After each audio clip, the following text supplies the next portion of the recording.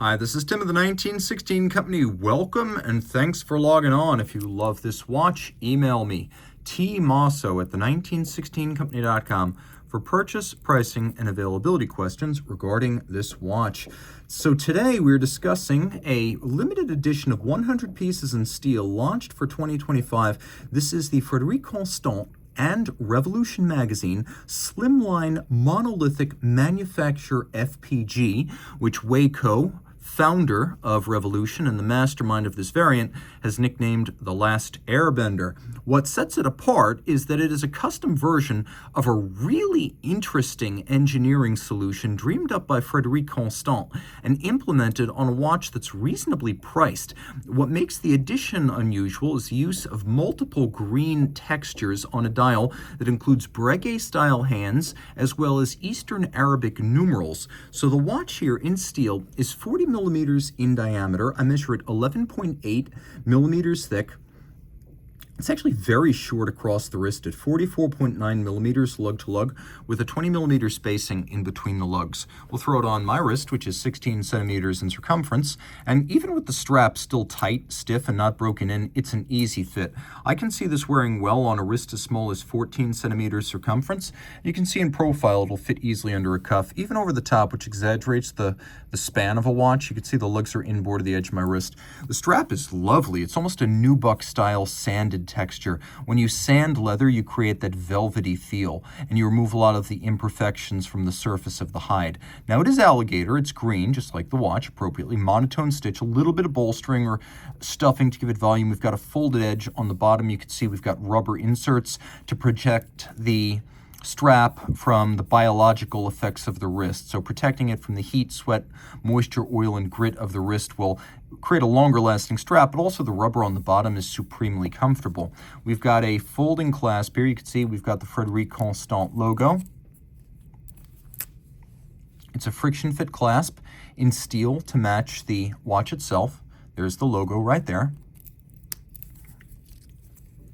Frederique Constant, a Swiss brand founded by a Dutch couple, and ambitious. What you're looking at here, we may as well just attack this head on. It is a monobloc oscillator. So that monolithic part of the watch's name means that a monolith, a single unit, replaces 26 individual components on a conventional watch. So among other things, it's replacing the balance, the staff, the hairspring, the stud, the anchor, the lever, and a lot more. Now you can see there are gold blocks that have been fitted and they can be finely moved to make adjustments. But what you're looking at is a 40 hertz escapement. The principle here of this monolithic oscillator is that it is mechanically driven. It is not electronic. There are no batteries in this watch. There's no induced electrical current, unlike spring drive. So this is 40 hertz, 80 beats per second, 288,000 vibrations per hour. But in order to achieve the 80-hour power reserve, something has to give. And what gives is the amplitude. Unlike a normal watch, which operates between about 300 and 320 degrees of amplitude, this is 6 degrees of amplitude. So it's super high frequency, low amplitude. And the idea here is the same as with high beat mechanical escapements using a lever. In theory, the more segments you can break each second into, the less susceptible the timing will be to low frequency oscillations of the wrist, and potentially the more accurate the watch can be. So that's the theory right here. We'll talk more about that in a moment. What you need to know is that it has a sound that's, I don't want to say unlike anything, so much as it's specifically like two things. It has a little bit of the high-pitched whine of an Accutron tuning fork watch and the high-frequency rattle of a Beta 21. It's got both at the same time.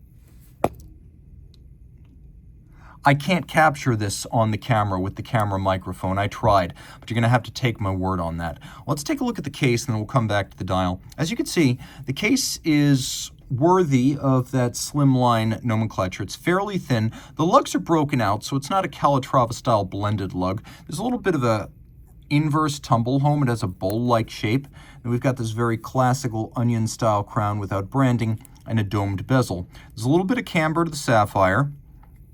On the dial here, you can see several different executions of the green. First, note that the hour track is actually stepped up, and then we have this chiseled or frosted finish on the center disc as well as outboard. We have applique polished Eastern Arabic numerals, the breguet style hands, and the green color and the decoration of the dial, as well as the overall layout of the dial are specific to the model. You can see the oscillator itself is surrounded by a combination of satin and beveled metal.